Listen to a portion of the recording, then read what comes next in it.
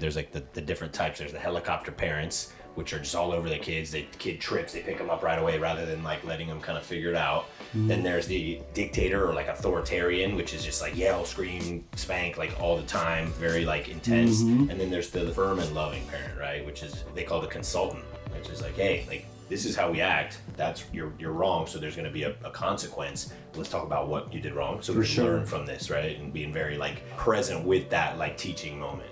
Carl and Mia, welcome to the podcast. Thanks for having me. What's going on? We're so excited to have you guys today. Before the episode, we were talking a little bit about everything that could have been podcast. Could have been an episode in itself right there. But we're going to talk about little content creation. Definitely focusing in on kind of that avatar. That was something we're nailing down. But Mia, you're your own kind of viral spectacle on social. So we're going to talk a little bit about that. So we're super excited to have you guys on the podcast. But Carl, let us know a little about what you're up to these days. I know you're producing a lot of content, but just give us the 411, man. Yeah, man. So thanks for having us. This actually works out really awesome. We're down here in Tampa. Her sister, my older daughter, has the national cheerleading competition. So her team is ranked second in the country right now, which is crazy and wild. Dude, it's nuts. Yeah. And like, my daughters train relentlessly, and you can push them to train, but at the end of the day, as parents, we know it's like they've got to see results if you want them to also keep doing it. And you can't really like buy results. They have to actually have results. So for my oldest, for her team to have the success that they've won all 6 national competitions they've had so far this year, and this is like the Super Bowl in the cheer world. And so like them having a success, it's a lot easier being like, hey, you're training. Hey, you're doing this. Hey, you're doing that. Because like they actually see like the fruits of their labor. So we're down here for that. And I think one of the biggest pieces of advice like off the top is, like, when you travel for stuff, like reach out. I was like, hey, who's in Tampa? Yeah. I'm like, I've got a massive following. Who's in Tampa? Matt was like, oh, dude, let's get together. I never would have gone through my thing and been like, all right, let me go find everyone in Tampa. We got to put it out there. So we're down here for cheerleading. Between the cheer world and her soccer world, we are all over the East Coast. And, like when they got really crazy into sports, I went from, I've got my MBA, I sold software for 20 years, and I was traveling 200 days a year. And I don't want to do that anymore. With them and their sports and what they're doing, like I'm going to be there. And so, I don't know, how long has it been? Like 4.5 years now. I switched gears completely and went into the content creation space. So like I know technology, I know platforms, and I was like, hey, I know how all this stuff works. I've been in the space for 20 years.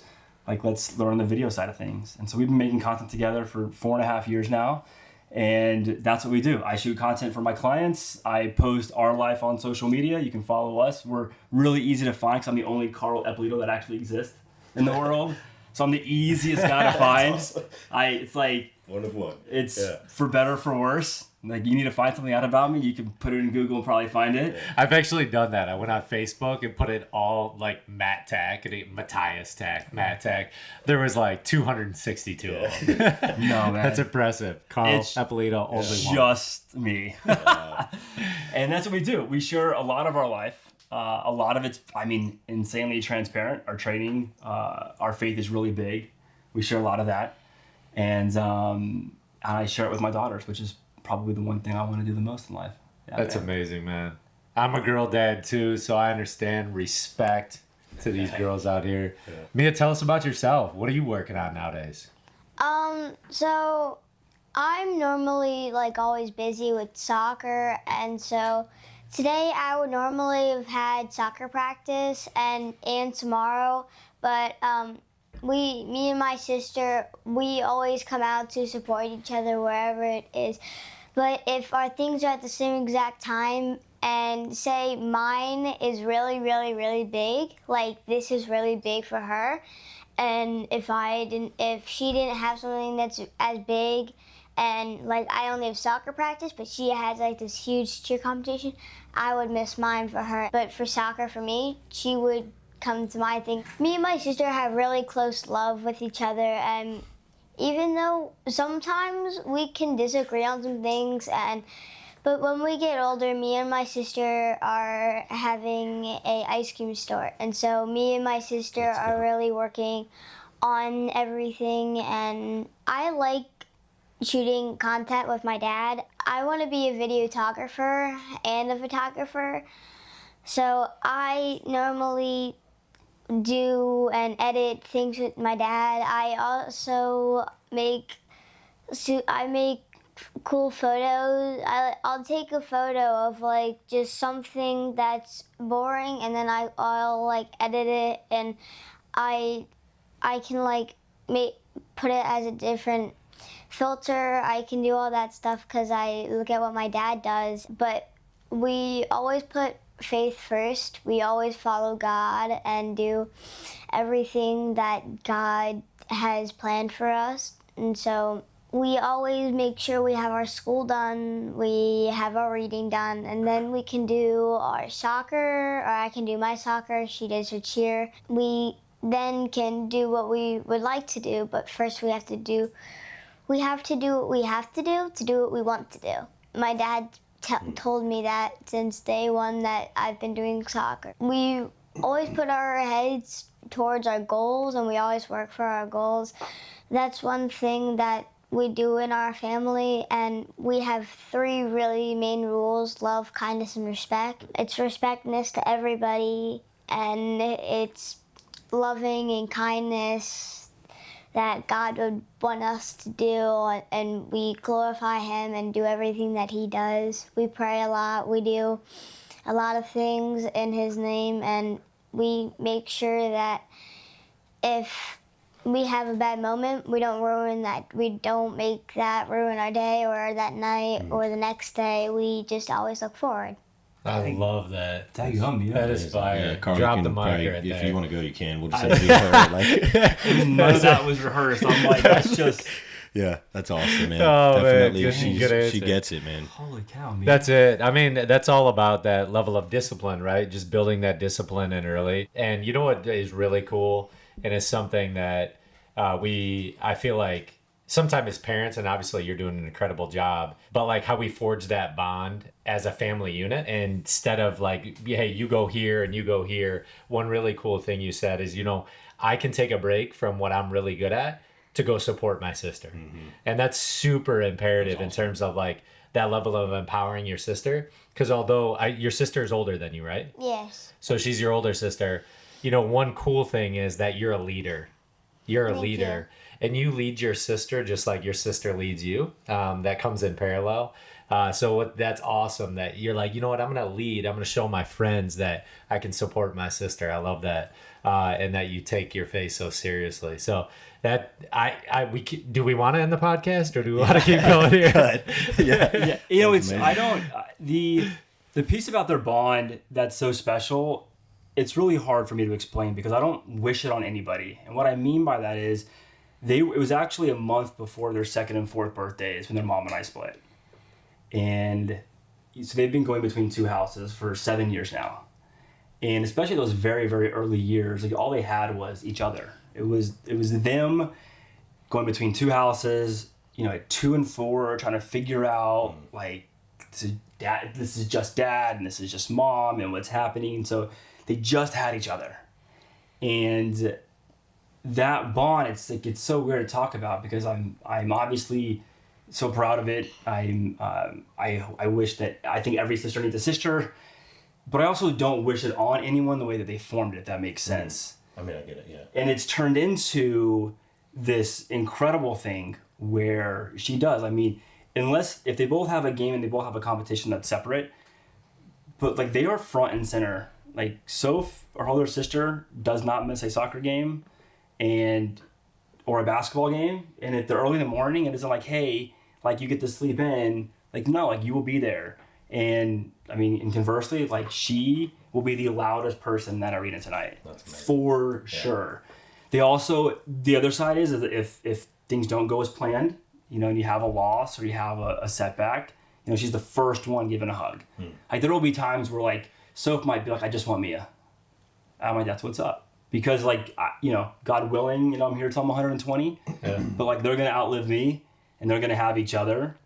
And she was talking about the ice cream thing. So what's the name of your ice cream store? So we are going to have an ice cream store. It's called Sprinkle Explosion.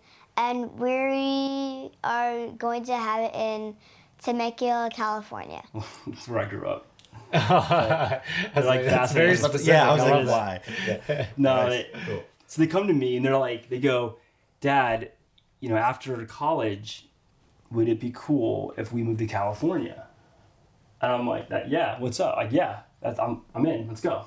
We have like a little thing. It's like, hey, wherever you go, I go. It's like we're in. Yeah. And I'm like, why? And they were like, would you be okay if we open an ice cream shop? And I'm thinking to myself, like, let's go. Like, why are we waiting until college? Like, let's go. Yeah. They have like this whole business plan thought out. Like, so how is ice cream gonna be like made? Like, what's the secret sauce?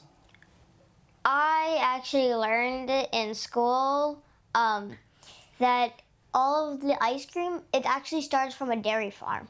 And so this summer we were actually going to go to a dairy farm because my dad's friend actually... Shout out Ben Wilson up in Michigan, the dairy farm. The dairy farm has been passed on for generations and it's his. And so we were going to go down there, and I actually learned that it all came from a dairy farm. And so what you do is you put these machines and you take all the milk from a cow and then you package it up and you send it to this place. And that's where all the process of the ice cream is being made. And so they take the dairy farm, the milk, and they put it in with all different flavors. And me and my sister, we actually want to make more different flavors because we want to make sure that every customer gets what they want. You obviously want to add sprinkles too, right? Yeah, so if they... She's very processed, or it's just so funny listening. She's to her. already got her sourcing down. So it's like, And her sister is like, where she's her going. sister is the polar opposite, right? So Soph's like, all right, so we want ice cream that has like whatever your additive is, a sprinkle is actually in, like, it's almost like a surprise. Like, it's in the ice cream. It's not like toppings. It's like everything's a part of the actual ice cream, and so it isn't like cookie dough flavored. It's cookie dough ice cream, but I want this stuff in it, like actually like part of this whole experience. Yeah, dude, and I'm like, I know exactly what she's talking about, and I actually prefer it in the ice cream. Like, I've tasted that. I know what you mean. So we're actually gonna make this Sprinkle Explosion special, and so it would kind of be like a gelato, but where the ice cream would be like on the inside, in the middle of the water ice, right there would just have like a scoop of sprinkles with whipped cream around it. To act like it's the ice cream, but it isn't the ice cream. It's a bunch of sprinkles and whipped cream, and it's kind of like... it's a whole experience. Yeah, it's kind of like a get that big surprise of Dude, so just sprinkles. It's so funny, man. Like, it really, watching them go through this has been another awesome teaching moment, though, because sports don't last forever. It's like our big thing in the house with sports is you become very dedicated to something. And then it's all the lessons that we learn that come from the actual sports. Right. Look, if you play in college, that's awesome, right? But what are you going to do at 30 in soccer? Nothing, right? Maybe train, maybe whatever. Such a small percentage go to professional. But even that, right? We're talking like football, baseball, basketball, hockey make money. How old? Yeah, right. So Carly even Lloyd, like it doesn't even matter. how old was she when she retired? Carly Lloyd. Is that yes, right? Yeah. So she's actually from. It's funny. So she's from where we live. Yeah, New Jersey. Yeah, right? but even her, right? Like the only reason Carly Lloyd makes money right now is branding. Marketing, Yeah. advertising. Right? Yeah. Her actual name, image, and likeness, right? Like her branding makes her more money than anything else. Right. So my point is that it's all the things that they're going to learn between now and 18, now and 22. And they brought this idea to me. You also learn what's broken in the school system very quickly. Like, we don't do homework in the house. I'm like, I don't bring my dirty dishes to school and ask you to clean them. Right? So, like, I got my kids for 8 hours. Me and Matt were just talking about schooling earlier. I could talk about this. Yeah, I mean, they agree go with to that, a actually. private Catholic school. I go to a non-denominational Christian church, but it's for the structure of like what's in and not in school. So I'm super pro that. And then outside of it, Patrick Bet-David has a great thing where reading is currency in their house. And I was like, taken that one. That's great. So they got to read, how many pages a week do you have to read? So a week is 70 as the entire week, but just Monday to Friday at the end of the entire school week, we have to read 50 a week. Right. On average, if you have a day where you get behind, You gotta catch up. Some days you have more time on your hands. Like they're learning all about like the accountability aspect. They've had days where her and her sister, it's like Sunday, and I'm like, yo, you got 35 pages. Like, get after it. Let's go. Yeah. That's on you. So we've learned those kinds of things. But what's been really fun, what I've learned is I'm like, we talked about it last night, right? So if you sell ice cream for $5, what's that number called? Your top line revenue. Right. Right. So if you cost $2, that's your cost. And what's 5 minus 2? 3. And that's your Profit. There you go.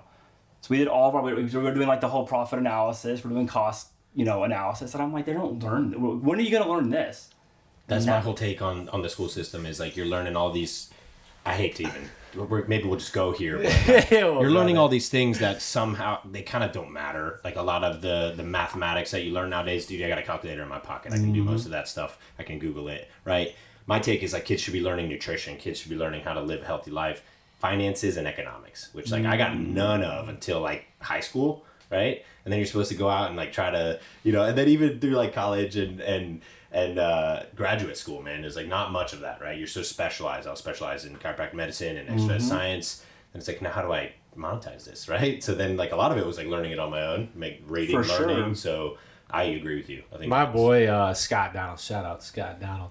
Dude is an absolute monster, but he just started, he's like disrupting that industry right now. He has this app called Gravy Stack.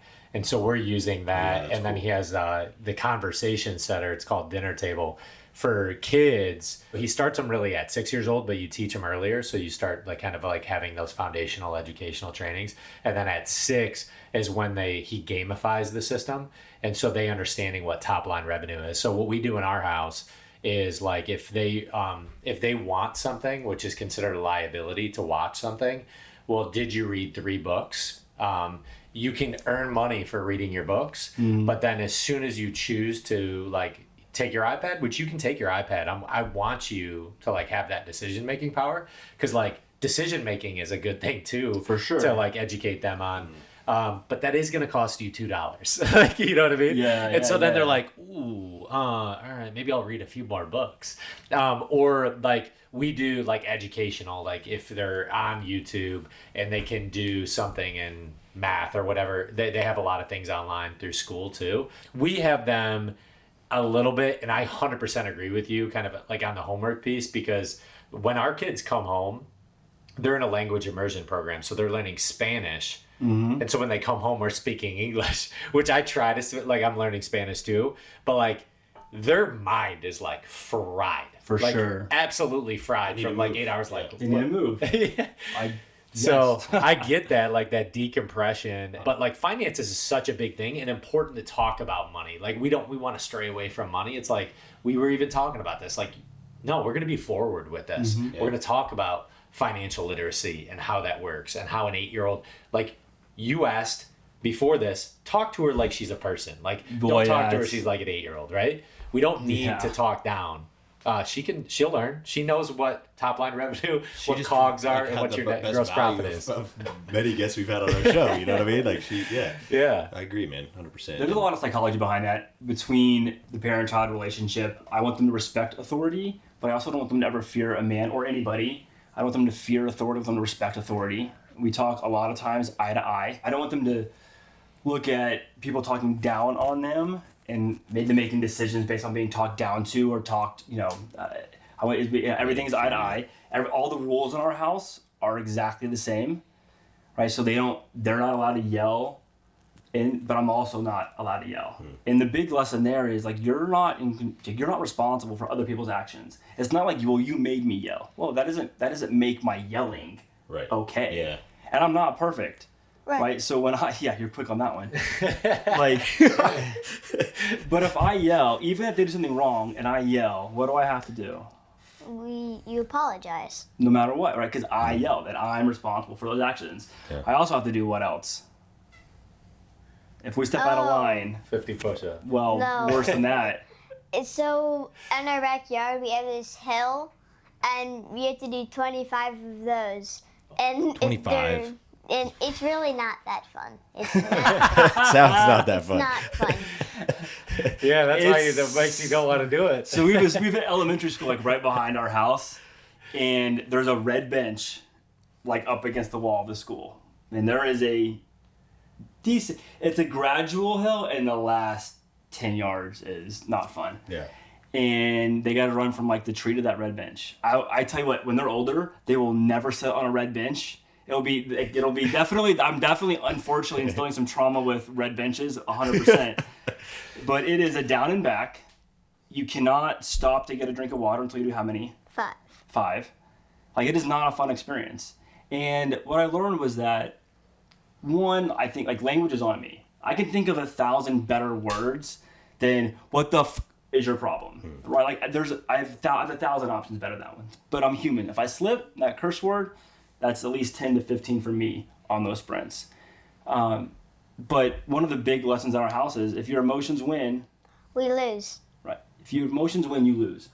That's in everything. And the minute that happens, like there's consequences. And what I'd rather them learn is the consequence of 25 sprints is so much easier than the consequence of a lost relationship, a lost client, like our consequences only get bigger, and they don't know that yet, obviously. So they can learn through experience, which sucks, or they can learn with hating a red bench. And I would just much rather them hate a red bench, and hopefully as they get older, we're all gonna slip. But biting your tongue once, and I think the pandemic probably taught a lot of people a lot of lessons. A lot of people had views on certain things. I know I had my views for sure, and you didn't view the pandemic the way that I viewed it. You were happy to tell me that you didn't view it the way that I viewed it. And I look back on it, and I'm glad that I know where a lot of people stand in life, sure. But I also am like,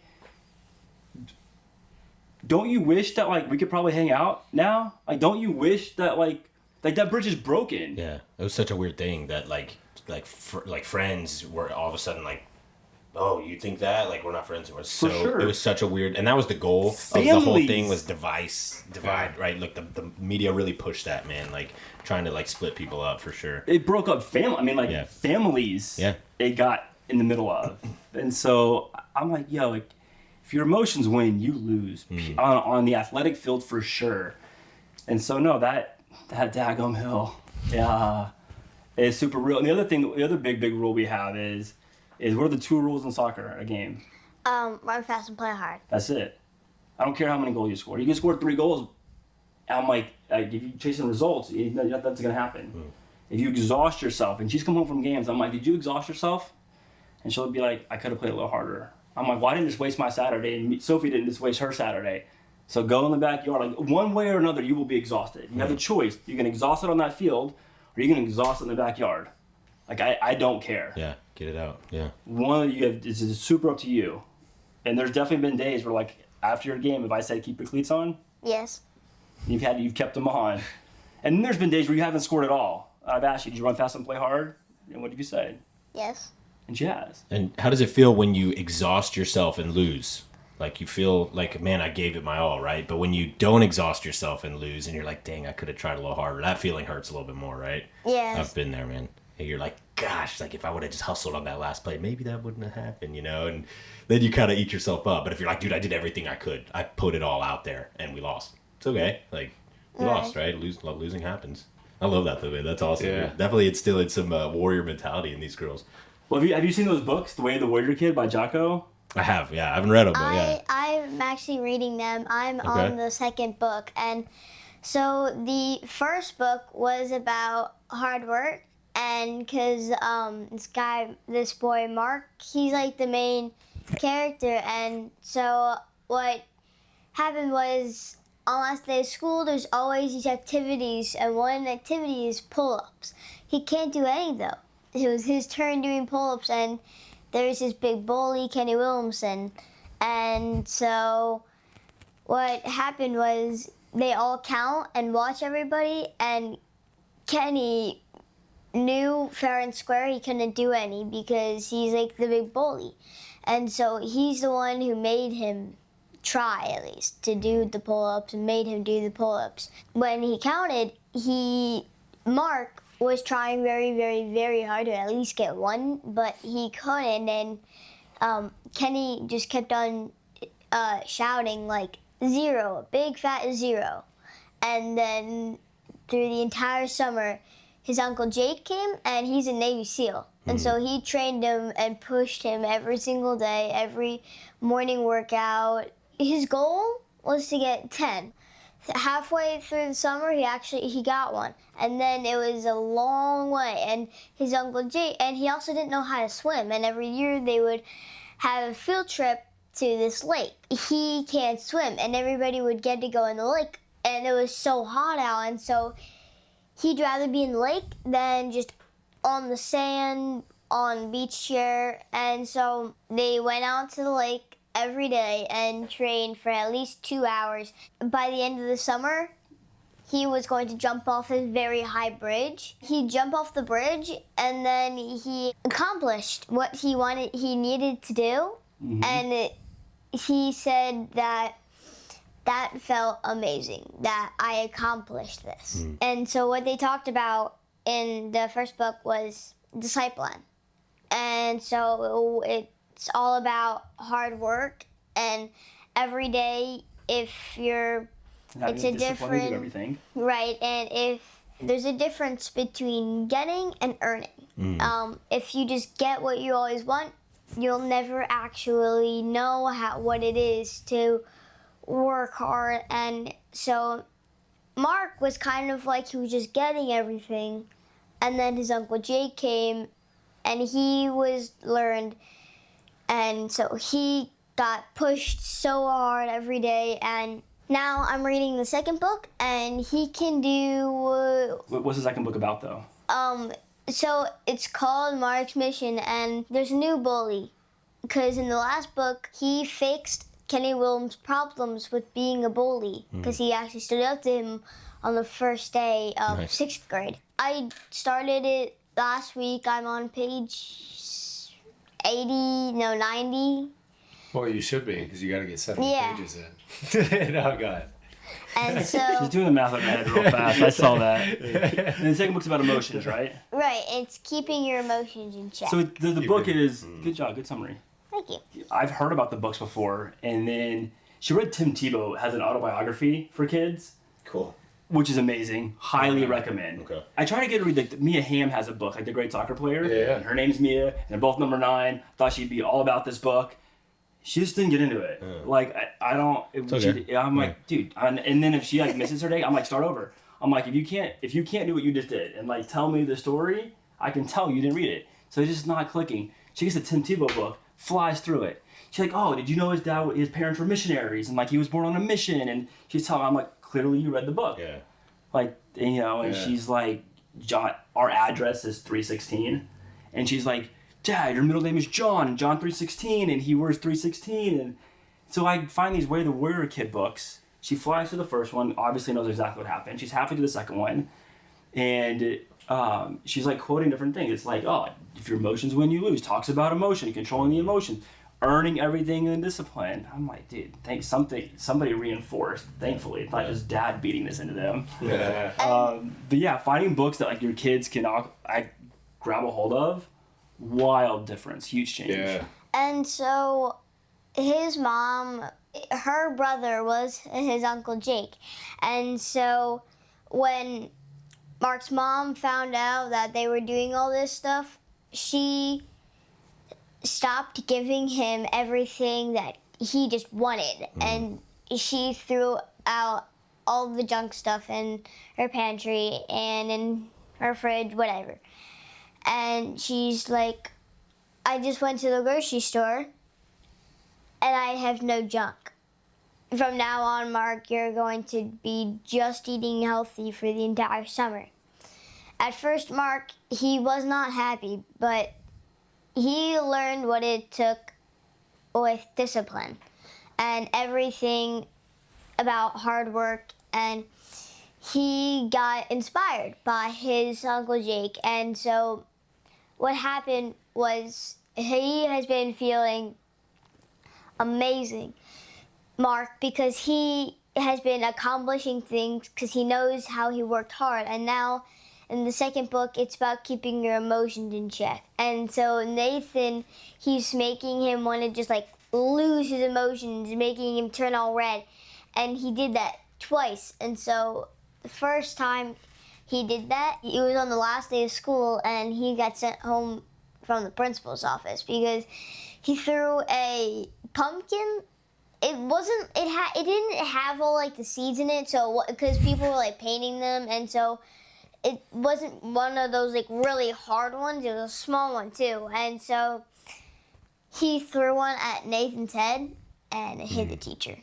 Oh. It bounced off of his face and hit the teacher, and so he got sent to the principal's office. And it's similar, not with a pumpkin though. I was trying to hit a friend, and I threw up like it was like a little paper ball. He ducked, and it hit the teacher. And got sent out to the principal. Super quick way of that happening. I tell you, but no, it's finding things that like can reinforce. So it's not just like this is dad stuff. Yeah. This is dad's whatever. Yeah. Man, it's like a cheat code. Absolutely. Like cleaning the pantry out. I'm like, yeah, we have a super lean house, and it's not any fun. Like going to mom's house is way more fun than probably being in our house for like all the snacks. And then like the book doesn't have snacks anymore. She's like, well, the book doesn't have snacks. Maybe it's great that we don't have snacks. I'm pretty strict with my kids too. And like, man, I've been going through this book called Raising Mentally Strong Kids, Dr. Daniel Amen, and he's a child psychologist. Yeah. Kind of blending the psychiatry with the neurobiology and how. Wait, it's a white book. It's a white cover, and it has. I actually just saw this book. Really good book. That's man. really interesting. Highly recommended because my kids. I was on a date at Starbucks, and she is a coach, and that was the book she picked out. Okay. That's hilarious. Yeah. No, really good, man. I kid you not. It's, it's just like kids are reinforced by the way we respond. And so like, I'd say my early parenting years, I have twin boys. They were born 8 weeks early, so they're preemie, they were colicky. It was so much anxiety around being a dad, man, because I was working and then coming home to screaming babies. So like my response has always been very like edgy, and they pick up on that. And so like I've had to totally tone it down and change it. And now it's like when I hear them complain or whine about something, or they're at the age, they're 3, they start to argue with me. A little bit. And I'm like, no. Rule number 1, we don't argue. Okay? We're going to figure out what's going on. What's the problem? Right? And it's, he took my car. There's 20 other cars right there. You guys have enough cars, right? We're not going to fight over these stupid cars, or the cars are going to go away, right? And so like, as soon as I say that, they're like, there you go. And the problem solved, right? So it's like keeping my composure, whereas like, like transparently, I grew up where it was a loud Italian household. My dad was kind of quicker to like yell, and it was like, if he got involved, everyone was like, oh shit, Bob's involved. But like, I'm trying to change that model for my family, right? Breaking generational patterns is not for the faint of heart. It never goes well for the person doing it, right? You're going to get, you're going to get outcast because it's like, wait, why you got to change something about, like, what was wrong with the way that you grew up? Oh yeah, and there's flack from that for sure. I grew up in a house that I even told the girls a little bit about it. I grew up in a house that was full of yelling, full of cursing, always fighting. Man, and it's so twisted because my dad knew my ability, and he had no idea how to get it out of me. So it was fear, it was yelling, it was cursing, it was lengths that very frowned upon in today's world, and should have been frowned upon then too. And I just remember, like, I can tell you where I was when I was 12 years old after a bad baseball game. I'm 39. I can tell you sitting in a car in Temecula, California, driving home and thinking to myself at 12, I never want my kids to hate me because I hate my dad. Once I had kids, and I'm very lucky that God gave me 2 daughters. I don't know what I'd be like with sons, and I'll admit this. I don't know what I would have been like. I know where my intelligence level was, I know my athletic pedigree, and so I would have already known what the expectation would have been. But daughters' mentality has always been, I don't care what you do, we're going to do it the best that we possibly can do it. There's only one person that has your last name. Have you seen that movie Molly's Game? It's about the girl that ran. She ran. Have you ever heard about the big poker game with like Dan Bilzerian? Like Dan Bilzerian, you've heard his name before? Yeah. It's like he got his name because he played in this big poker game. Yeah. Like Alex Rodriguez played in it. A bunch of Hollywood people played in this poker game. She's the person who started it. Oh, okay. She's an ex-Olympic skier who got hurt. She was brilliant though, and it's the story of how she got hurt. And one of her things is like, there's nothing worse in the world than 4th place at the Olympics.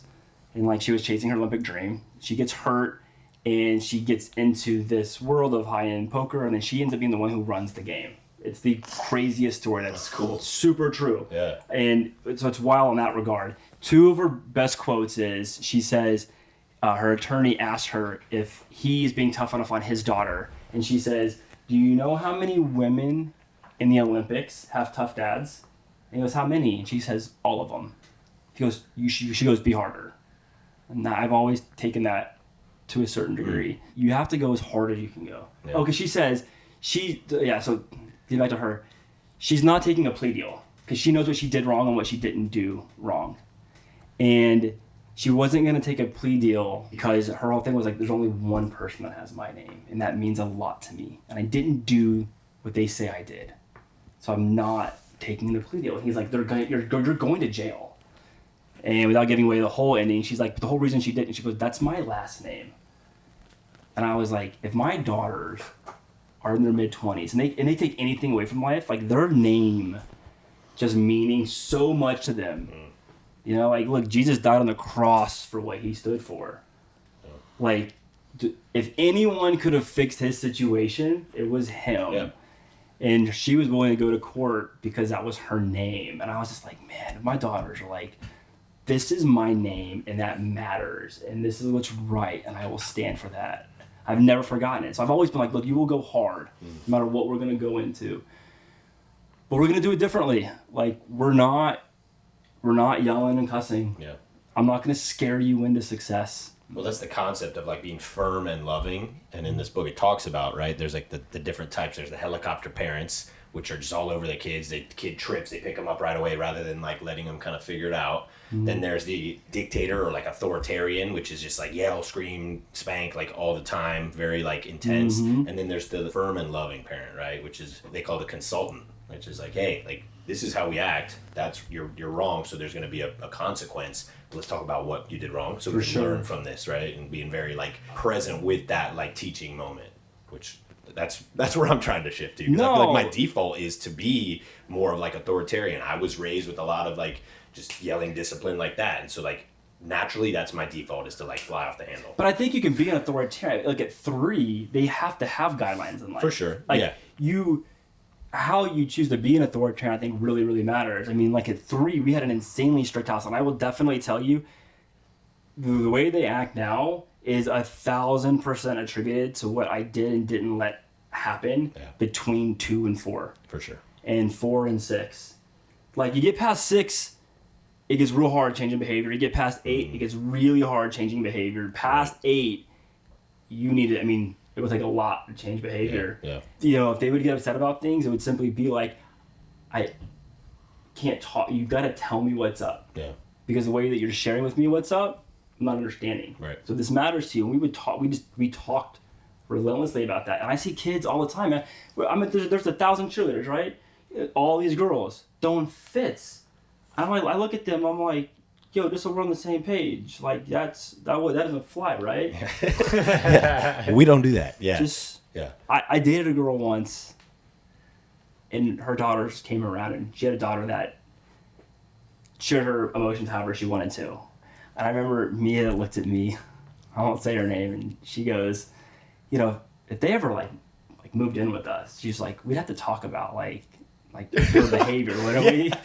There'll be some changes. And I was like, yeah, you got it. You pick up on it. Good stuff, yeah. That's great. You know what's up with that. I believe in a lot of this stuff, though, to my core. Like, raising strong women. My personal belief is like so many times we act on how our parents treated us. Exactly what we're saying. Like that's learned behavior. And so then it becomes introspection, reflection, and understanding what kind of the root cause of like how I adapt. I just remember like I had, from an introspection standpoint, like I remember I was a bad kid. I mean, I was bad.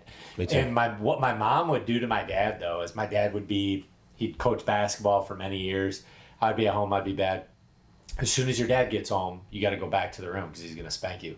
How awful was that for my dad? My dad comes in. He knew I was a bad kid, so he's like, all right, I'll spank him. And then he just hauled. Like, my dad just hauled off on me, right? So that's what I remember of my dad and, like, what discipline looked like. Mm-hmm. And not controlling your emotions, right? My dad, like, was pretty good. Phenomenal basketball player. You talk about, like, pedigree. My dad was a 2-sport athlete at the University of North Dakota. Like he came from that, so he expected a lot out of me. So, like, I was always in it to see what his opinion was for everything. When you brought that up the other day, we were talking about like sports, like the jitters you get before games. My jitters came from like my pop's gonna be there. Like Right. am I gonna score a goal tonight and pop see me? Right. Yeah. And like a lot of that was that nervousness. If he didn't show up, I played better. How 100%. weird is that, dude? Like I'd be would- like more at ease. Yeah, And like, a yeah. lot of stem from that, right? Yeah. But like something I coach my daughters through. So we're into golf. So golf's kind of like our sport. But golf has so many different dynamics to it where it's not like team oriented. Like you're not focused. You're like you're yourself, right? It's you. And so you're like with your mind like a lot, right? And you got to kind of work through that. But like on the emotional side, like when going back to like how like my mom didn't want to spank me, so she waited for my dad, and I was like, dang man, like I don't want to do that. Like I don't want to come into our house. That's your job now. And You're like just the that's spank. my job Yeah. to spank my kid because like he was bad that day for my mom. Mm-hmm. And so like what we do now is like, and I've gotten a lot better at it, I'm not gonna lie. For like the first couple of years like of parenting 3 girls, I'm just like, I'm like, what the heck, like pick this up, like do that. But like through just the process of being able to like look in their eyes, I'm actually going to take something from you guys though. Like there's got to be a punishment if I like don't do that, right? Like I don't think I have enough punishment of like running, like I gotta sprint 100 yards, at full pace. But that element of like we will all go into the house, I'll like if there is a bad day, like we sit down, we talk about it, be like, just tell me your feelings. I want to know not that I'm trying to be soft with you. I want to know what's going on in your head. Like, I just want to know, like, what's going on in your head, Genevieve, that you can't talk to me while you just like coming out and just being super aggressive. And a lot of times, like this just happened a couple weekends ago. My wife was gone for the weekend. Of course, we had been to Europe. She's gone for a weekend. And it was 100% her reaction to that, right? My wife's gone for a period of like 14 days. I'm there with the kids. And she's like, I miss mom. Like, that's what ultimately was the culmination of it. I was like, do you need a hug right now? Yeah. Is that what you need, is a hug? You get on her level, I miss mom too, right? And it's like now you're in the same, same field. Yeah. Like, so we get on the same playing field and then we walk through It's a huge thing. But making that flip of... like, yeah, I kind of wanted to lash out, like, sometimes, like, with my dad, just, like, be angry. But I was like, if you can control your emotions, man, you have power. You have total power. There's so much in what you just said, too. I mean, one of the biggest things, I heard a pastor a few years ago, and he was saying, you know how we hated cutting the grass when we were kids? We hated it. And then all of a sudden, like, you get a yard, and you love it. Like, what happened? I don't love it. Dude, I love it. My yard, I'm like looking at it. And he goes, what happened? And I'm like, this is crazy. I'm like, I don't know. What happened? He I'll goes, pay somebody for that. he goes, it became your yard. Yeah. And I'm like, it's Ownership. wild. Ownership. Yeah. Our house, our car, everything is ours in our house. It's never, and if I say, I'll be out, like, I gotta go, like, my house, whatever. And they will be like, our house? I'm like, you're right, it is our house. Cleaning the house, real easy. Hey, can you help go clean our kitchen? Can you help go clean up, make sure that was a wild thing. And then we all believe in learned behavior, right? So Right. if we all believe in learned behavior, you don't think that they're gonna learn about how, like, we treat them? Or, hey dad, if you don't chase your goals, here's a great example. Last night, you got pissed at me, didn't you? Yes. Like, really, really mad. And what did I break last night? So Daddy does this thing called 75 hard. Yeah. And last night he was doing really, really good. He was almost on day 9. Today would be day 9 for him, but he had ice cream. And so And I got me it. achieving, I've completed it a couple years ago, but me achieving it, she's like, yo, we're chasing all of our dreams. We're chasing all of our goals. You can't chase one? And I know that she's been like wanting me to do it. I guess I didn't take it super serious that she's been like, hey, like, and I've got a big race. I'm doing Everest 29.029. You guys know what that is? No. So I got to climb Snow Base in Utah 15 times in 36 hours. And if I can summit 15 times in 36 hours, that's equivalent to 29,000 feet, which is the equivalent of Everest. So like you hike up, take a gondola down. You hike up, and it's 2 miles up. I got to go 2 miles up. So you get about 30 miles, right? Yeah, I got to do 30 miles.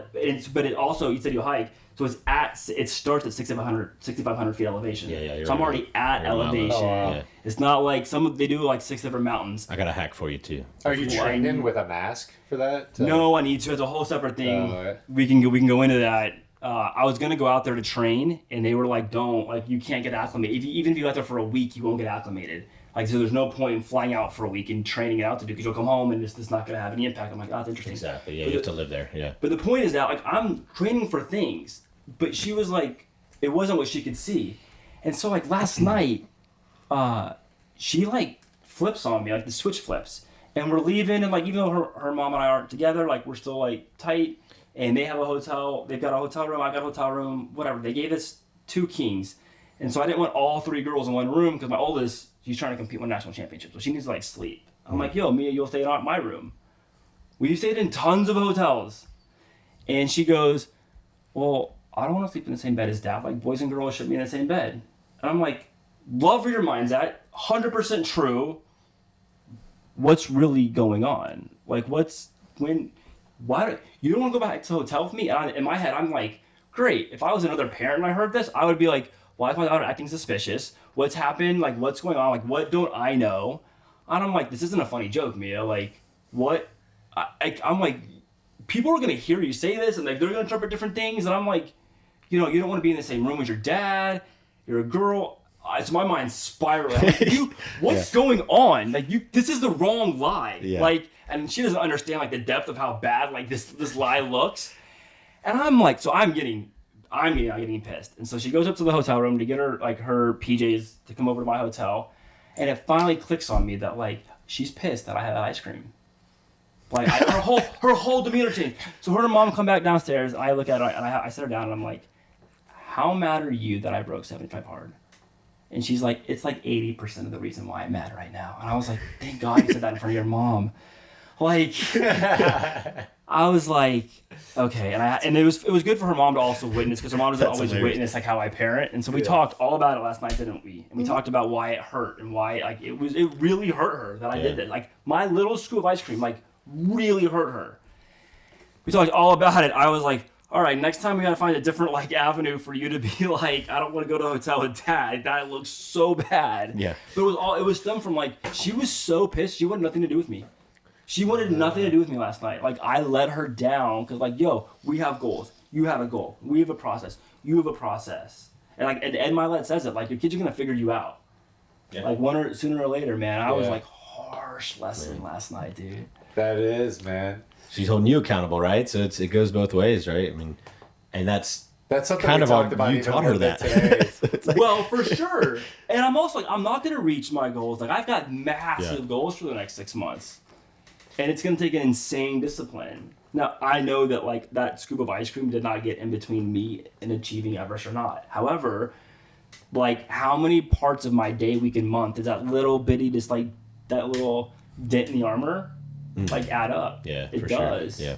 And the fact that she sees it, I'm super proud of her. But man, like, no, I needed to be held in check. Like, no one would have held me in check last night, right? Yeah. Everyone, even her mom was like, Mia, you're on vacation. Like, this was okay. You need to get mad. And in my mind, I'm like, no, like, she directly correlated, and rightfully so. So like, dude, we have goals. Yeah. We write out the process to achieve the goal, and then we erase the goal. Mm-hmm. That's how our whole house operates. Yeah. And dude, watching her, like, be legitimately let down because I had a scoop of ice cream last night, people think it's so small, and I'm like, no, you're missing the point. Like, it's actually huge. That hit you hard, yeah. Yeah. Like, it should have let her down. That's so important, and we were talking about this today, because we had right before this, we got up early. My buddy, he has an e-commerce company, but he's starting up a run club here. Mm-hmm. And so we're like, yeah, we'll go. We check each other all the time as far as, hey, what comes out of your mouth is super important, right? What do we call that? Championship mindset. Language. Oh yeah, what comes out of your mouth is massive. So when you say I'm not a runner, it's like no, I'm just getting better at running right now, right? Yeah, I'm getting better at it. I'm just getting, I'm learning. I'm getting better at it. It's a reframe, right? Yeah. I'm not a runner. Who said you're not a runner? Who's a runner? You know what I mean? That guy that runs like 26 miles, but he runs at like a 13-minute pace. Like, he calls himself a runner, right? So like, it's the thing of which you interpret. So anyways, we go this morning though, and we run about 5 miles. So it's like we started at Bayshore, really cool. We run down Bayshore and came back. But there's this element of like, when you're running, right?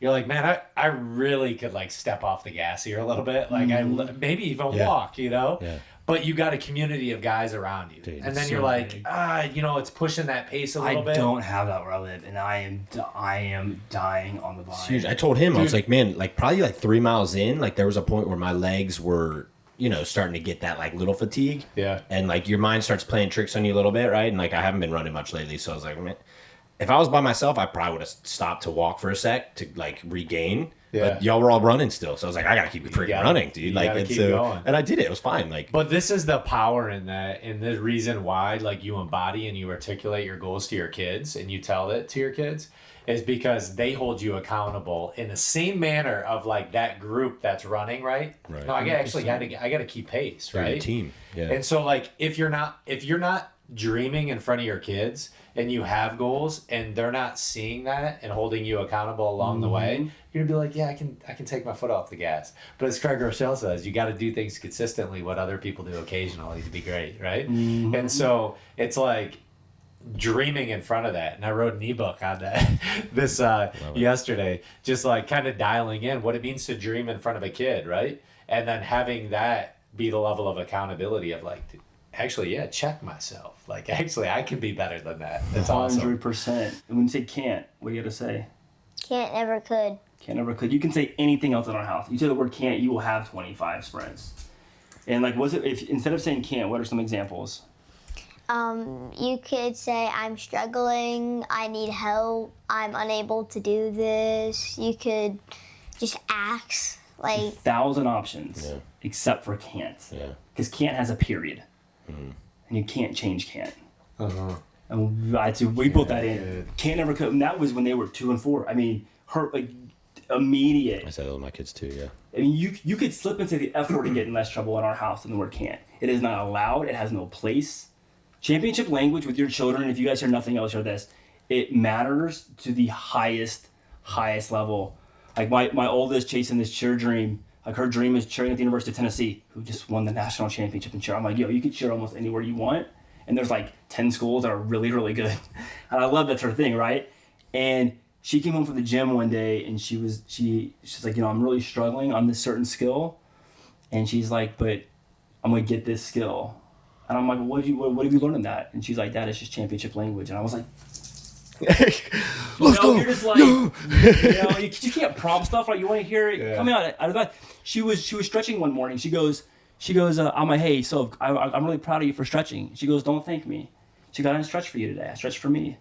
You start to see these like light bulbs click, and you're just like, and what Soph doesn't know is she sees everything. Yeah. Right, so Soph doesn't realize that, like, when Soph said, Dad, I didn't stretch for you to do it, she goes, don't thank me. This is casual. We'll call right to school. I'm like, hey, Soph, I saw you stretching this morning before school. I want you to let you know I'm proud of you. She's like, I didn't do it for you, though. So you don't have to thank me. Yeah. And I was like, yes. And I'm like, it wasn't even that. I'm happy. I'm like, your sister heard that, though. Your sister saw you doing the stretching. Yeah. She heard.